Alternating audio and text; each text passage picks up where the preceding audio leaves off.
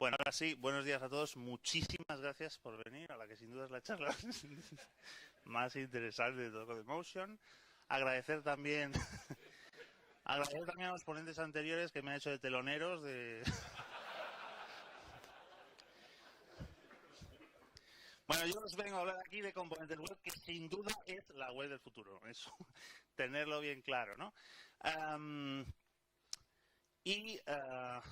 Sobre todo quiero centrar el discurso de hoy en composición, ¿vale? Y cómo conseguir hacer el front sin tirar una puta línea de código. ¿Sí os lo creéis? ¿Sí? Pues vamos a intentar demostrarlo, ¿no?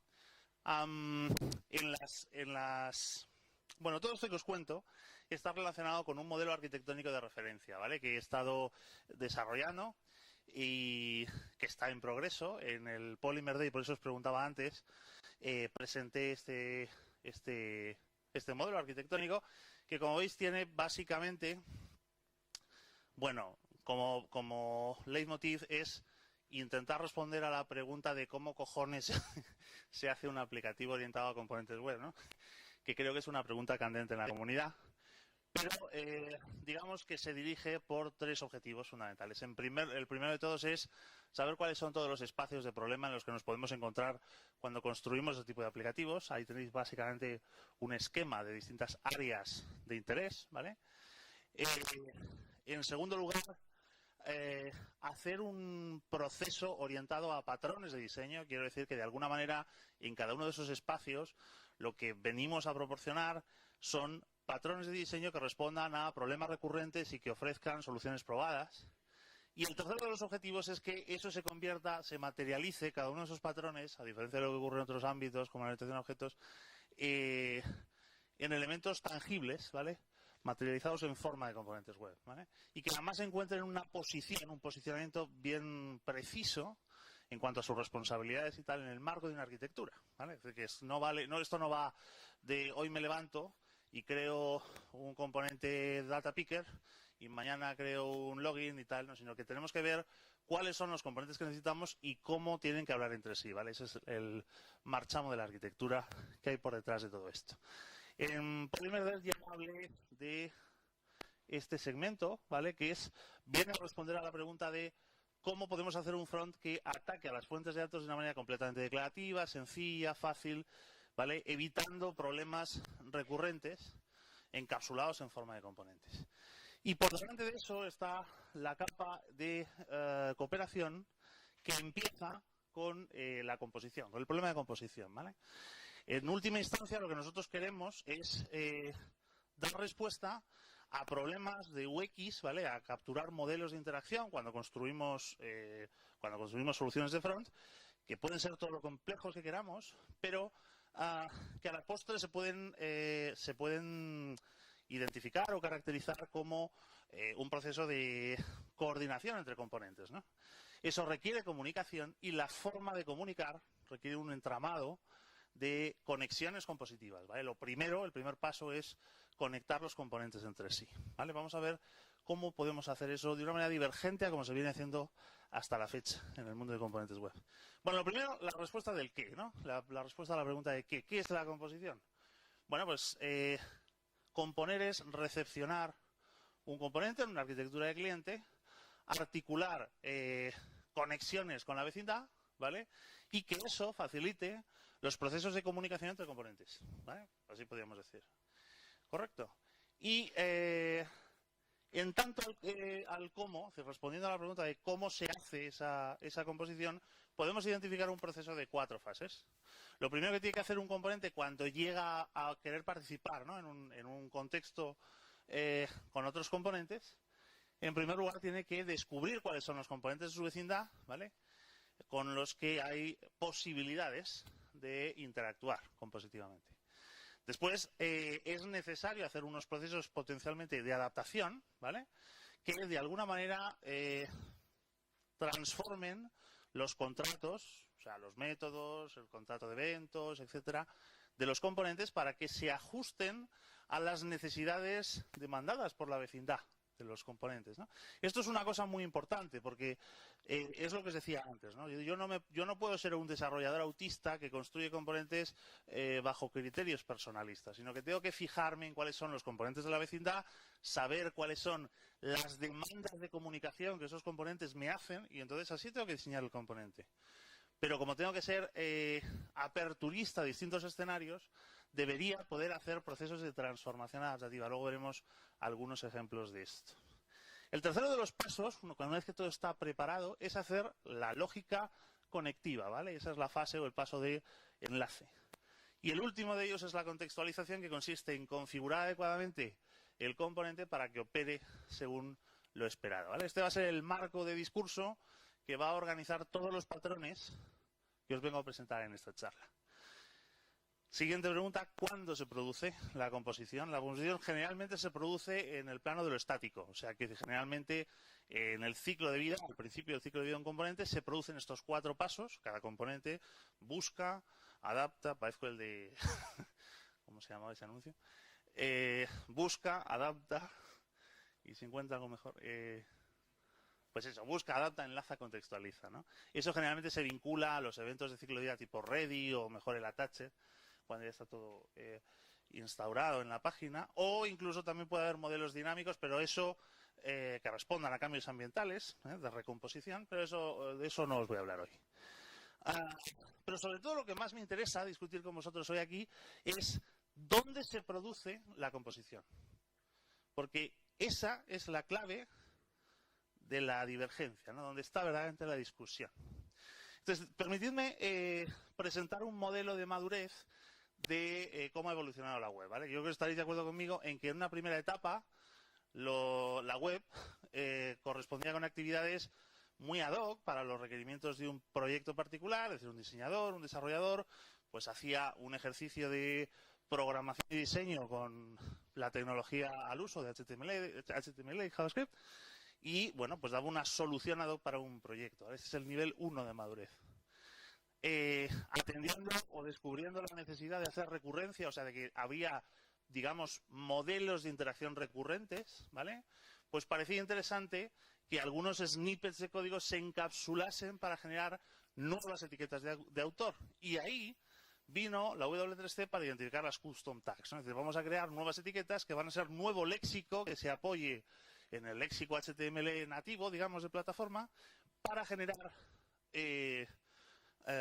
nuevos contenidos, ¿vale? Para enriquecer el léxico de la web, de manera que nuevos modelos de interacción iban a surgir a golpe de etiqueta de autor, ¿no? Nuestro léxico iba a crecer. Eso estaba muy bien y corresponde al nivel 2, pero donde realmente estamos entrando ahora es en el nivel de madurez 3, que es que las organizaciones, las instituciones, se están dando cuenta de que esto es una aproximación paradigmática que mola. O sea, está bien, ¿no? Nos convence esto de hacer componentes. Sobre todo cuando podemos transformar los procesos de construcción desde un proceso programático a un proceso confeccionista, dejadme decir así. Es decir, yo ya nunca más, en el nivel 3, voy a construir componentes web. No quiero, porque eso no me sale productivo. Yo lo que voy a hacer es usar componentes web que previamente he ideado, diseñado y programado. Y entonces el ejercicio de construcción en el nivel 3, a partir de ahora, es un ejercicio compositivo, de corte y confección. Pongo un componente, pongo otro componente, ¿vale? Lo pongo todo bonito y para adelante, ¿vale? Esta es la idea. Esto está muy vinculado a un problema de gobierno, es que nadie me toque el catálogo de componentes, ¿no? Esto, en fin, es una lucha permanente. Pero eso es un discurso para otro día. Lo que yo vengo a preguntar es que si puestas así las cosas y estamos entrando en el nivel 3, lo que habrá que preguntarse es si esto es verdaderamente una realidad, porque el PowerPoint lo soporta todo, pero ¿es verdaderamente una realidad cuando nos ponemos a programar? Entonces, tenemos que ser conscientes de que las expectativas de cliente no se han parado, o sea, van creciendo, ¿no? Es decir, necesitamos modelos de interacción cada vez más exigentes, ¿no? En relación al UX y demás.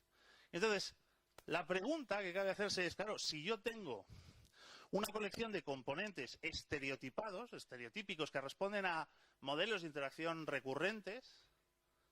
¿En qué espacio de ese ejercicio de confección me va a dar oportunidad a mí como programador de inyectar toda aquella lógica que corresponde a las especificaciones particulares de mi proyecto? Es decir, está muy bien que me hagas un catálogo de componentes de dominio para, por ejemplo, el e-commerce, el carrito de la compra, etcétera, etcétera. Pero si yo tengo unas necesidades particulares para este proyecto, tendrás que dejar un espacio en esta arquitectura para que yo las pueda inyectar, ¿no? Es decir, ¿qué cojones ponemos aquí encima? ¿No? ¿Vale? A eso es a lo que se le llama la lógica de composición. Es decir, vamos a asumir que tenemos los modelos interactivos extraídos del catálogo y ahora lo que vamos a hacer es componerlos. ¿Cómo componemos? Bueno, pues esa es una pregunta que ha obtenido respuestas varias en la comunidad. La primera de ellas es la composición centralizada. La idea es que tú tienes que hacer un nuevo componente, que es el componente contenedor, ¿vale? Este de aquí arriba. Y en ese componente es donde pones la lógica de composición que va a hacer cohesión entre todos los elementos que están ahí y que funcionan como cajas negras, ¿vale? Esta es un poco la idea. Es decir, tú ahí programas en JavaScript toda la lógica de composición. Por ejemplo, me estoy refiriendo a que si hay un botón en un componente y tienes que hacer un mecanismo de escucha de una event listener, pues ese código vive aquí, ¿vale? Por contrapartida, el modelo que podemos llamar de composición distribuida consiste en que yo suelto unos componentes en el ruedo y con una adecuada configuración compositiva para la composición, ellos saben encontrarse, localizarse y empezar a operar. Y dar respuesta al proceso compositivo. Molaría, ¿no? Pues la primera aproximación rompe con todos los principios de diseño. El componente JavaScript, mira, pues no es ni abstracto, tiene un fuerte acoplamiento a los requerimientos del cliente, es poco reutilizable, no es declarativo porque se programa en JavaScript y, en fin, y lo que sobre todo no gana en productividad. Y sin embargo, esta aproximación que yo os vengo a vender aquí, pues es la hostia.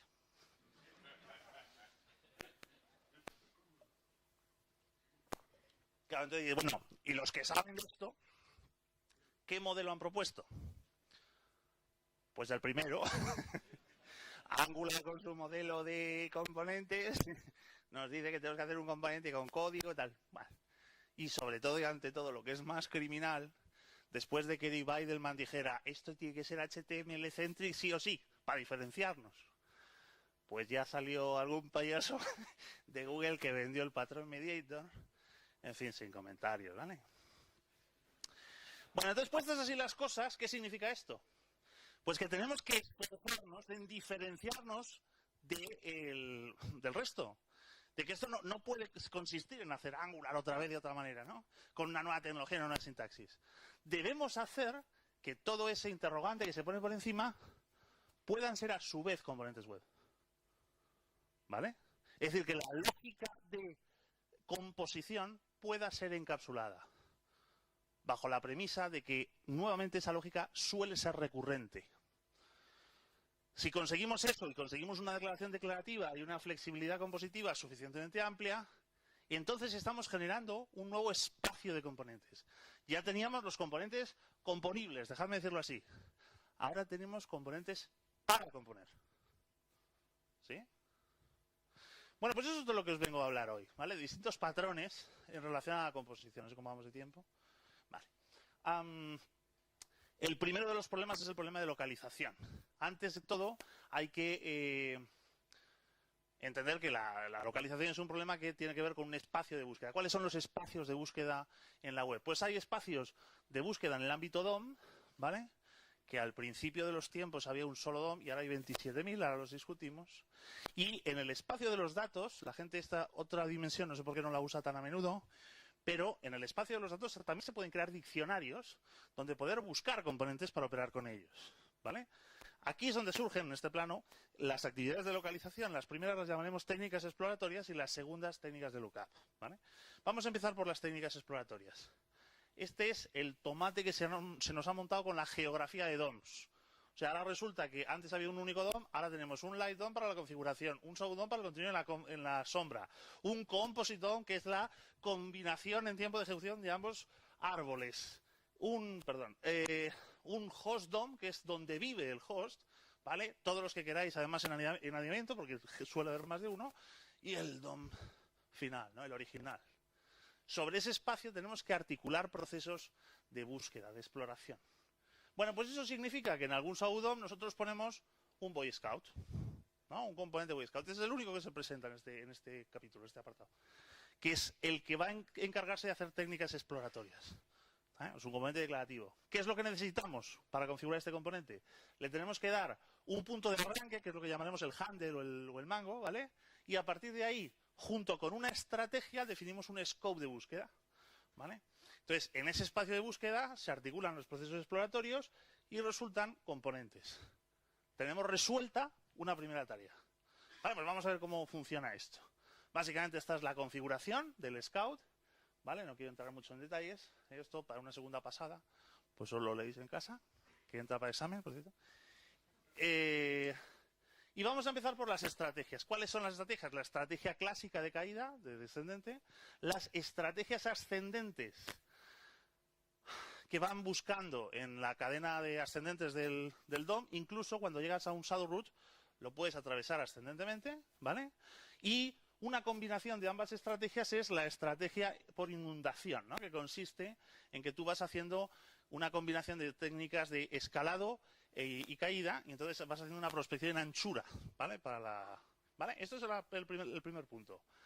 Siguiente punto, identificar un punto de arranque. Eso es más complicado de lo que parece, porque es una hostia hacer que todo esto opere en el plano programático. Es muy difícil encontrar handles representativos. Entonces, lo que vamos a hacer es que un componente para cada handle prototípico. El propio elemento se localiza con self, ¿vale? Para que ese sea el punto de arranque, si se quiere, ¿no? El punto del handle. También tenemos un reference que nos permite localizar un handle por un identificador, por una referencia CSS. O podemos referirnos al padre. O podemos referirnos al nodo root, al nodo raíz. O podemos referirnos al nodo host. Este es uno muy útil. O podemos incluso referirnos al nodo. Y si todo eso no nos es suficiente como primitivas para localizar handles prototípicos, pues entonces tenemos un patrón que es el road, ¿vale? Que combina cada una de estas primitivas para hacer una estrategia de búsqueda y localiza un handle. Por si sois muy caprichosos, ¿por dónde queréis arrancar la búsqueda? Bueno, pues ya está. Ahora solamente hace falta meter la consulta. ¿Cuáles son las consultas? Pues o una referencia CSS con el query, ¿vale? O podéis hacer una búsqueda ciega y posteriormente hacer un filtrado, o bien por prototipo, porque quiero buscar el componente que tiene tal prototipo implementado, o bien por perfil, ¿no? Hacer un componente que tenga tales métodos, ¿no? Quiero buscar un playable, por ejemplo, alguien que tenga implementado el método play, por ejemplo. Pues aquí finalizan las técnicas de exploración. Pero en contraposición a estas, digamos, o adjuntas a estas, están las técnicas de localización. Vamos a ver cómo es la anatomía de la definición de un componente, por lo menos a día de hoy. Porque como nos lo cambian cada 2 semanas los señores de Google, pues en 1X por lo menos así se define un componente. Y aquí hay muchos espacios donde podemos definir componentes. El ámbito global del window, digamos, el ámbito de los distintos ámbitos de retención léxica, donde podemos colocar diccionarios de componentes, en los del prototipo o locales. Los que más interesan a este proceso son los de acceso por tipo. Es decir, yo puedo implementarme un componente que en su prototipo o en retención léxica comparta un diccionario de datos para que sea accedido por compartición por todas las instancias de componentes allá donde vivan. Hostia, ¿eh? Eso mola mogollón. O sea, tenemos una geografía de DOMs muy complicada, ¿vale? Y entonces, una manera de solucionar ese problema es buscar en un diccionario, ¿vale? Esto nos da pie al a partir de aquí, técnicas de servicios de páginas blancas o páginas amarillas, y esto nos da pie al primero de los patrones, el patrón single, ¿no? Esto corresponde a lo que en Google tienen implementado que se llama el meta, no sé si lo conocéis, el componente meta, que por ejemplo sirve para comunicar icon con icons. icons declara una colección de iconos y icon la rescata. Bueno, pues ese utiliza esta técnica de comunicación. Pero bueno, puestos así las cosas, vamos a dejar esta idea, digamos, que yo la defino como un prototipo, perdón, como un behavior. ¿Quién no sabe lo que es un behavior? Bueno, un behavior básicamente es un mixing, es decir, es una... Bueno, pues un mixing es una definición parcial de un componente, es un objeto JavaScript que define un rasgo parcial de un componente para que luego se contribuya declarativamente cuando creamos otro componente, cuando lo definimos. ¿Vale? Es la idea de un mixing. Entonces, a partir de aquí, yo me puedo definir, bueno, me puedo definir repositorios o registros, perdón, de componentes, ¿vale? Para operaciones de lectura y escritura, e incluso le puedo conferir operaciones de perfiles de acceso de páginas blancas o páginas amarillas o incluso control de versiones, lo que me dé la gana. Y una vez hecho eso, el siguiente componente que resulta interesante es el de contexto, ¿vale? Los que hayáis programado alguna vez en inversión de control encontraréis concomitancias con esto. El contexto, ¿vale? Lo que da es un acceso en singleton al registro del entorno, donde están los componentes. O si queréis, hacemos un context provider para que nos devuelva un diccionario de distintos registros. ¿Vale? Y con esto acaban las técnicas de localización. Ya resuelto el primer paso. El segundo paso es la adaptación. ¿Por qué necesitamos adaptar? Porque no siempre el componente tal y como está en el catálogo funciona. Lo primero de todo, el patrón más interesante en este respecto es el patrón comando. Esto es una reflexión interesante. Estoy seco, macho.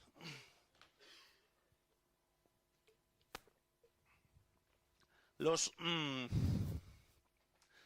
componentes no operan en el plano de comunicación por mensajes o por llamadas a métodos. Así es como funciona la orientación a objetos, en fin, en JavaScript.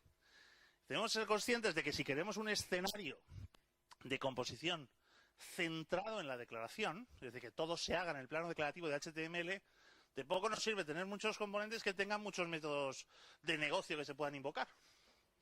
Porque lo que a nosotros nos interesa es tener componentes orientados a comando para que a golpe de un evento puedan reaccionar reactivamente. Entonces, una de las primeras y más interesantes adaptaciones es un componente que no está preparado para operar en modo comando, se le pone un componente command por delante, le falta una W aquí, un componente que básicamente recibe los parámetros actuales de la llamada por data mining, y entonces ya le quito los parámetros, que es lo que realmente incomoda, y ya puedo ejecutar a golpe de señal, a golpe de un evento. ¿Sí se entiende esto? ¿Sí? Bien. Otras adaptaciones, por ejemplo, son las adaptaciones de aliasing, ¿no? El patrón adapter, que lo que hace es cambiar los nombres a los métodos. Esto parece alguna tontería, pero muchas veces es muy interesante. Luego veremos algún ejemplo, ¿no? O, por ejemplo, lógica de proxy que permite decorar antes, durante o después de la ejecución de algunos métodos, poner intercesión de esta lógica. Es decir, yo quiero que, por ejemplo, el método A se ejecute antes del método X o después del método X, pero de manera transparente. Es decir, que el contrato del proxy sigue siendo X, Y y Z, pero le hemos inyectado código por delante. ¿Sí se entiende? Y finalmente están los mixins, ¿vale? Que es la especificación en el plano declarativo de lo que ya nos proporciona Polymer, a día de hoy por lo menos, en forma de behaviors, pero en el plano del tiempo de ejecución. El tercer punto, los patrones de enlace, cómo enlazar componentes. Tenemos que remitirnos a cuáles son los modelos de comunicación. No creo que os sorprenda si digo que hay 3 modelos de comunicación en componentes web, que es la comunicación por paso de mensajes, es decir, la orientación a objetos de toda la vida, la llamada a métodos, las arquitecturas de eventos, es decir, un componente escucha el evento de otro componente y reacciona, o el data binding, que es una forma de arquitectura de eventos, pero escuchando los cambios en las propiedades de otro componente para producir cambios en las propiedades de sí mismo, ¿no? Es decir, A escucha los cambios de B y reacciona actualizando sus propiedades, sincronizándolas. Aquí hay una cosa que me gustaría destacar. En esta comunicación, Polymer, porque utiliza la composición centralizada, exige que se haga todo a través de una variable intermedia, que es la variable data binding, y que vive en el componente padre.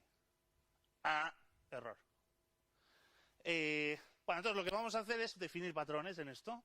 ¿Cómo podemos hacer composición o en qué consiste la composición por eventos? Pues es tan sencillo como definir un método bind que encapsule, bueno, la cosa tan idiota como hacer una de event listener, ¿vale? Pero asumimos que los componentes que sean compositivos, ¿vale? Luego meteremos esto en un behavior, los que implementen ese componente behavior, ese behavior composable, ¿vale? Tienen un método donde implementan la lógica reactiva, ¿vale? El execute. También tenemos los patrones de enlace de datos que tienen una reacción clara de actualización. Yo escucho los eventos de cambio que emite un componente B y reacciono sincronizándome con esos cambios en mis propiedades. Y finalmente, métodos de intercesión, ¿vale? Bueno, técnicas metaprogramáticas que si os interesa, pues en mi web están descritas en una charla que di en el JSDI 2015. A partir de aquí, lo que podemos hacer es un componente como este, que es la hostia. Yo declarativamente puedo decir, el componente A quiero que se conecte con el componente B a través de un evento E por lógica de eventos, un binding de eventos. O a través de datos con el componente C, sincronizando la variable X de A con la variable Y de C. O por mensajes, ¿sabes? Bueno, por dar soporte a todo, donde la intercesión haga que en before, en lógica de before, antes de Q se ejecute F, ¿vale? Cosas así, ¿vale? Completamente declarativo. Este es un modelo de data binding, primero, que no está acoplado al Polymer ni a los caprichos de hoy os doy data binding y mañana no, porque tenemos que acercarnos a la web y tu puta madre en verso. Y entonces tenemos un componente binder, ¿vale? Que nos ofrece esa facilidad declarativa. Y alternativamente puedo hacer esto, dotar de capacidades de binding, de los métodos bind que acabo de programar, como un behavior, ¿vale? De tal manera que si yo le digo que un componente es composable, pues yo tengo el método bind, y entonces en el ready, por ejemplo, pues conecto llamando al bind, es decir, azúcar sintáctico, ¿vale? Y finalmente también muy interesante las cadenas de composición. Muchas veces lo que nos interesa, luego le pasaré los apuntes, nos interesa es una cadena de componentes X, Y y Z, ¿vale? Se compongan con una determinada lógica común, ¿vale? Por pares, es decir, la X quiero que se encadene con la Y, el componente Y con el componente Z, ¿vale? Todo a través de esta lógica de binding, ¿vale? Y ya nos queda solamente un elemento más, ¿vale? Que es la contextualización. La contextualización tiene como dos partes. Uno es la respuesta a la pregunta de dónde saco mi lógica de configuración, ¿vale? Que es lo más interesante. Y luego el retargeting, que es dónde deposito mis contenidos, los que estoy generando, ¿vale? Entonces, vamos a empezar por lo primero, la configuración. Nosotros operamos, aquí hay nuevamente 3 niveles de madurez. Actualmente estamos operando en este primer nivel. Es decir, tenemos un componente ordinario con propiedades y métodos, ¿vale? Y lo que hacemos es que creamos un componente padre, metemos los componentes y en el line DOM y en los atributos metemos lógica de configuración explícita y en fin, en tiempo de diseño, ¿vale? Cuando creamos el nuevo componente. A pesar de que esto es muy rudimentario, como os contaré después, ya tenemos algunos patrones que podemos destacar. Por ejemplo, el primero de ellos es que resulta conveniente que toda la configuración de un componente se haga a través de reglas. Para eso implemento el componente regla, que tiene unos parámetros genéricos, y que entonces un componente configurable me ahorra el parseo de todos estos hijos para proporcionarme en un método config a nivel del componente un JSON de las reglas, donde están todo extraído, todo procesado, todo esto de manera automática, y entonces yo solamente tengo que implementar la lógica de configuración en virtud de lo que ponen las reglas. Este es el modelo estático, porque la otra variante es la variante dinámica. Es decir, las reglas, cuando detectan cambios en sus atributos, disparan eventos de cambio que se propagan al padre, ¿vale? Se propagan al host, y este es capaz de disparar nuevamente de manera automática la reconfiguración. Y también es interesante recontextualizar las reglas, es decir, ya que vamos a perder el data binding en la versión 2.0, por ejemplo, utilizar notación sintáctica que nos ayude a decir, oye, esto que voy a meter en el atributo source, realmente sácalo entiéndelo como una clave que vive en este contexto, ¿vale?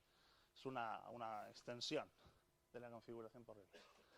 Otro de los problemas que seguro que os habréis encontrado es cómo hago, cuando tengo escenarios de cascadas compositivas muy grandes, la composición. ¿Esto cómo va?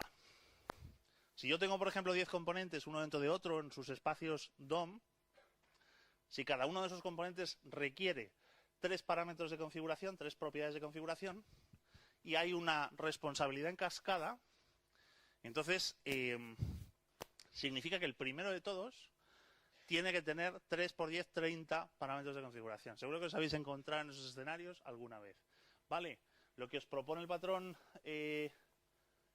cascada, ¿vale? Es que hay un parámetro de configuración que se llama config y la cascada automáticamente, según lo que pone aquí de configuración, inyecta toda esta lógica que viene aquí de los parámetros que le competen al ecosistema de este Shadow DOM, ¿vale?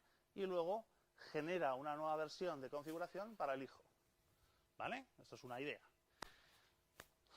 Pero si eso es interesante, que es, digamos, hacer la configuración en el plano de los DOM, ¿vale?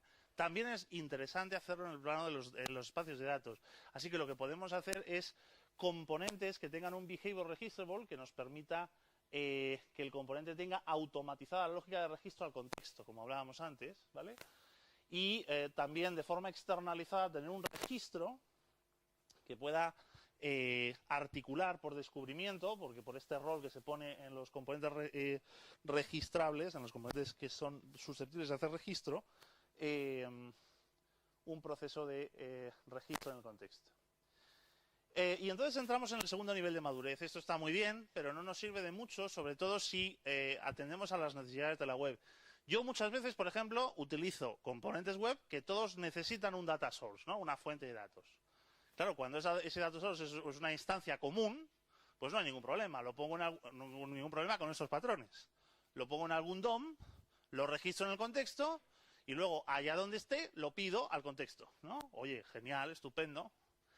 Pero, ¿qué pasa cuando la configuración del data source es una cosa que no es fija, sino que depende de consideraciones ambientales? O sea que, por ejemplo, en el entorno de testing, la fuente de datos es una, y en el entorno de producción es otra. ¿Qué hacemos? Pues en lugar de encapsular instancias reales en el contexto, lo que podemos hacer es encapsular lógica de construcción. Es decir, configuraciones para una factoría. De tal manera que yo, cuando sea un componente que necesite un data source, no voy a pedir un data source, porque no tiene sentido en estos nuevos settings, sino que voy a pedir una fábrica de data source para instanciarme en mi espacio en la sombra una instancia concreta que atienda a las consideraciones ambientales. ¿Esto qué significa? Que estoy centralizando la configuración. La pongo en un sitio, la configuro todo, y si el día de mañana la quiero cambiar, me voy a ese fichero y zasca, todo funciona igual. ¿Vale? Esto es la hostia, pero no lo he inventado yo, se llama inversión de control. En fin, este es un componente que entonces tiene toda esa lógica de configuración y que sabe registrarse automáticamente en el contexto. Bueno, pues el otro escenario es explotar esto, ¿vale? Dentro del nivel 2, un componente que por el hecho, utiliza una factoría, ¿vale? Para introducir elementos, los elementos que hagan falta en el Shadow DOM, ¿vale? Los que me hagan falta. Y el tercer nivel de madurez es, no, oye, mira, es que yo ni siquiera como componente quiero hacer una llamada explícita a una factoría. Yo lo que quiero es que si tú eres el framework orientado a componentes que estamos construyendo entre todos aquí en esta sala, lo que a mí me molaría es que yo te digo, oye, inyéctame mis dependencias y déjame operar. ¿Cómo hacemos eso? Pues con un injectable, un behavior, que hace todas estas tareas de factoría, construcción, instanciación, etcétera, de manera transparente. O si lo preferís, en su versión externa, un injector que descubre por técnicas exploratorias cuáles son los componentes susceptibles de hacerse inyección y realiza inyección. ¿Vale? Bueno, y llegamos al final, las técnicas de targeting. Targeting, no sé cómo voy de tiempo, ¿eh? El targeting es... Vale, el targeting es... generalmente, ¿dónde se vuelcan los contenidos de un componente? Se vuelcan aquí, ¿no? En el espacio DOM. ¿Sí? Y existen excepcionalidades.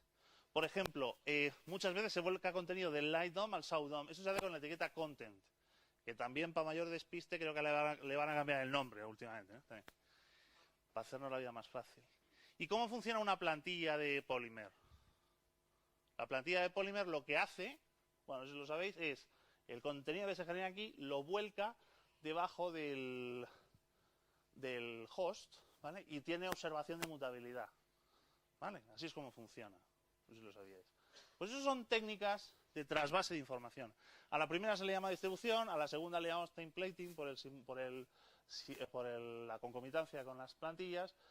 Puede haber técnicas también de invasión, de que te metes dentro de un SAO, es un poco disruptivo quizá, o movimiento, ¿vale? En cualquier caso, todo eso, ¿cómo se resuelve? Pues básicamente con un behavior que le llamo targetable, que lo que me permite es inyectar un nuevo atributo target, donde le doy un nuevo contexto como una referencia CSS, lo localiza, y ahí disponemos además, inyectamos un nuevo método, digamos, del ciclo de vida, que es el render, lo llamamos desde el ready, y ahí es donde yo deposito o implemento, cuando construyo el componente, la lógica de volcado, que es lo que tengo que llevar a ese componente. También es interesante la contextualización o el contextualizador de contrato, porque muchas veces lo que nos interesa es, esto es lo que se llama la diferencia entre delegación y forwarding. ¿Habéis oído hablar alguna vez de eso? Delegación y forwarding. Lo que todo el mundo llama delegación en realidad se llama forwarding. Consiste en que yo invoco un método de B y ese método, el dis de ese método, vive en B, se refiere a B. Pero la delegación, sin embargo, es llamar a un método de B y aplicarlo sobre mí. Bueno, pues la extensión generalista de esta idea es poder hacer un componente que recorra los métodos, un behavior que recorra los métodos de otro componente externo y que los adapte cambiando el valor del dis, básicamente aplicando el bind de JavaScript, ¿sí?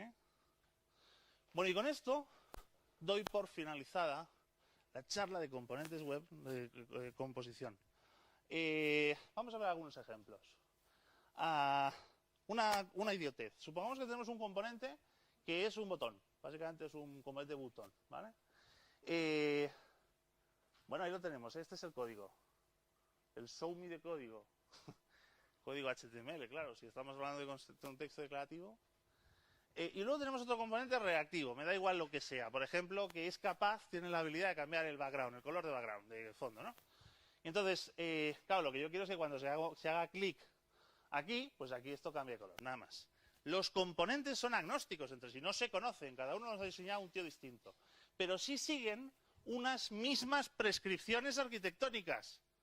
Eso es lo importante, ¿vale? Sin arquitectura no se puede hacer composición. Lo vengo diciendo en las últimas charlas. Es decir, este componente escupe por contrato, porque así está establecido en la arquitectura, eventos de tap. Y este otro componente sabe reaccionar a los mismos porque es composable, es decir, tiene implementado un método execute que se va a activar reactivamente cuando se escuche un evento. ¿Qué es lo que falta entonces? La lógica de binding.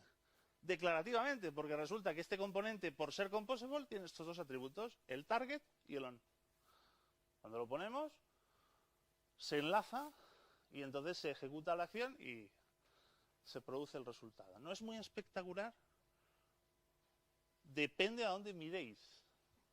Porque lo que es la hostia, espera, lo que es la hostia es que he conseguido conectar dos componentes que no se conocían entre sí, exclusivamente aplicando técnicas declarativas. Estos son componentes web, lo demás no. Bueno, vamos a más cosas. Podemos hacer una estrategia de binding interno o externo. A mí como me mola mucho el bind, pues entonces lo que hacemos es configurar con un binding externo la misma acción y se produce lo mismo. Y si utilizamos binding externo, la ventaja es que incluso podemos hacer enlace múltiple. Yo pongo una lógica, en este caso, de binding de dos reglas por eventos, se enlazan a los dos y reacción, ¿vale? Esto lo puedo hacer en los tres modelos de comunicación. O incluso una composición adaptativa. Y es que yo no tengo la mierda esta de componente que te has inventado color. Yo tengo un vídeo y lo que quiero es que cuando se pinchan en el clic, se ejecute el play. Bueno, pues no tengo ningún problema. Yo pongo la etiqueta vídeo, ahí debería decir vídeo y no WC vídeo. No sé si sabéis, Vídeo es un componente web. Pero no tiene el execute, no es configurable, ¿vale? Entonces lo que hacemos es que ponemos un adaptador, como os lo he contado ahora, que directamente habla con el vídeo, es decir, le va a hacer un play. Entonces este, si es composable, se conecta por el binding al button y entonces en cuanto se ejecuta su método execute, delega y hace play al vídeo. Ni una puta línea de código. Todo me lo hace el resto. Componentes para componer y componentes componibles. Otra interesante, inyección bajo demanda. Esto es un poco más complicado. 39. Un poco más complicado. Tenemos dos DOMs, ¿vale? En este primer espacio yo tengo un problema de internacionalización, de cómo se resuelve la internacionalización en componentes web. Yo tengo un controlador de internacionalización, ¿vale? Lo registro, es decir, lo subo al contexto a través de un registro, y en otro DOM, que no se conocen, ¿vale? Lo que tengo básicamente es un login, ¿vale? Con lógica internacionalizada, tengo un internacionalizable. Esencialmente, pues lo que tiene es un lenguaje en curso, y aquí en el onLanguage, pues hace los cambios no voy a entrar en el detalle, ¿no? Que es muy interesante, pero no toca hoy. Entonces, lo que necesitamos ahora es hacer las inyecciones de dependencia. Es decir, este tío de login necesita saber, o sea, responder reactivamente a las órdenes de cambio de lenguaje que genera el controlador. Entonces, mete una factoría, le pide que le construya una instancia.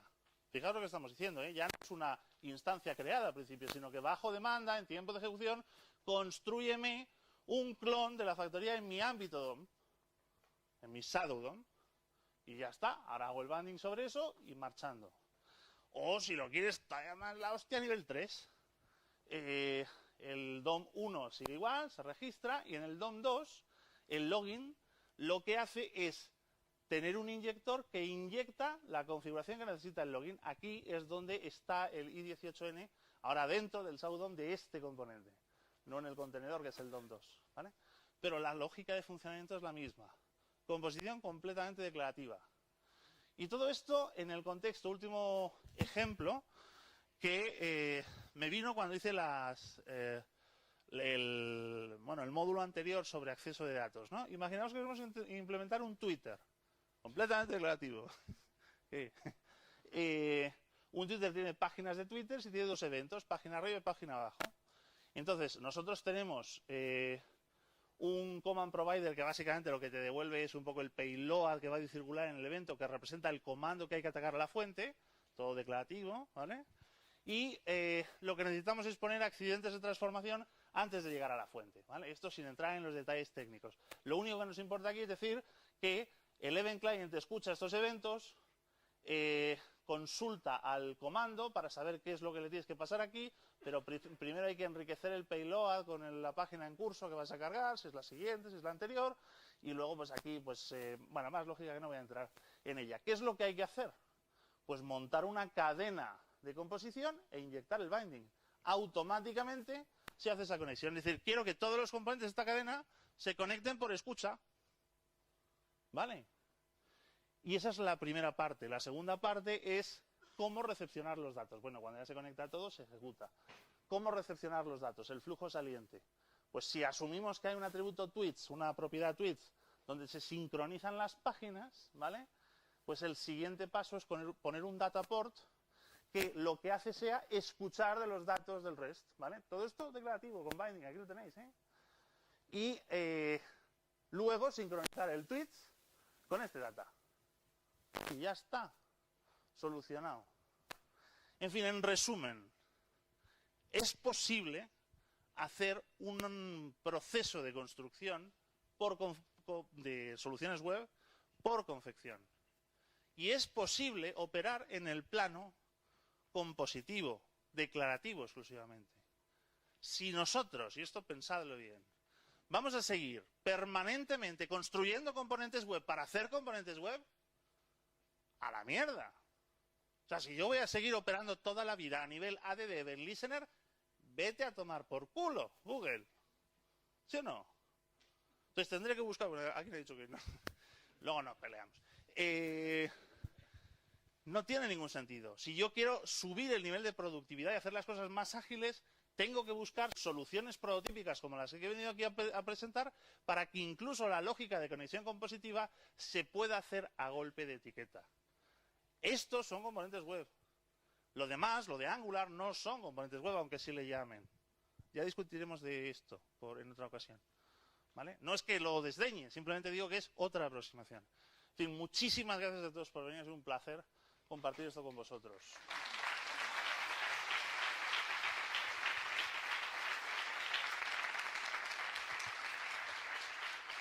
No tengo... ¿Dudas, preguntas o aclaraciones? Un poco de respeto, por favor. ¿Dudas, preguntas o aclaraciones? Hola. Vale, bueno, Dime. Que yo he sido el que he dicho el no. Que lo sepas.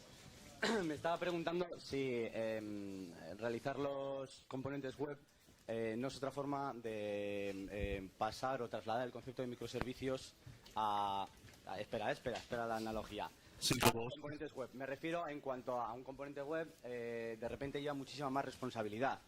Tiene, como por así decirlo, todo la capa de MVC, todo en sí mismo.